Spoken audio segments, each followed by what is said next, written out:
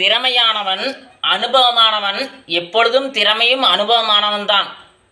ஏன் அவனது திறமையும் அனுபவமும் குறைகிறது என்றால், ஒரு பக்கம் வேலைக்கு போகிறோம், ஒரு 8 மாதம் வேலைக்கு போகிறோம், 8 மாதம் கம்பல்சரி வேலைக்கு போகிறோம், இல்லை 6 மாதம் வேலைக்கு போகிறோம். எல்லாமே நல்லா இருக்குது, எல்லாம் நல்லா போயிட்டுருக்குது, நல்ல விஷயம் பண்ணிகிட்டு இருக்குது, நிறையா பக்கம் வெற்றி அடையுது. இது ஒரு புதுசாக கமிட்மெண்ட்டு, புதுவான விஷயம் போகும்பொழுது சில ஏற்ற இறக்கங்கள், நிறைய ஏற்ற இறக்கங்கள் வருது, அச்சீவ்மெண்ட் பண்ண முடியாமல் போகுது. இருந்தாலும் அந்த அனுபவம் திறமையும் இருக்குது, அதை வச்சு ஏதோ ஒன்று அச்சீவ்மெண்ட் பண்ணலான்னு சில ஐடியா நினைக்கும் பொழுது புதுசாக ஒரு பக்கம் வேலைக்கு சேர்றார்.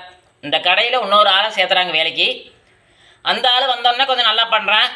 நல்லா செய்யும் பொழுது 8 மாதம் 1 வருடம் வேலை செய்தவனை தூக்கி ஓரத்தில் வைத்துவிட்டு புதிதாக வருபவனுக்கு எல்லா பொறுப்புகளையும் கொடுத்து, புதிதாக யாராவது வேலைக்கு வந்தால் அவரை நீதான் கண்காணிக்க வேண்டும், நீதான் எல்லாம் செய்ய வேண்டும் என்று அந்த புதிதாக வருபவரிடம் அதிகமாக திணித்துட்டு இவர்களை கண்டு கொள்ளாமல் விட்டால் இவர்கள் செய்யும் வேலையை இன்னும் குறைத்து கொள்வார்கள்.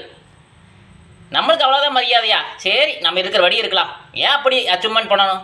சரி, ஓகே, இருக்கிற வரைக்கும் இருந்துட்டு நம்ம என்ன பண்ணணுமோ பண்ணிட்டு போகலாம், நின்றுக்கலாம்னு சொல்லிட்டு பிளான் வச்சுருப்பாங்க.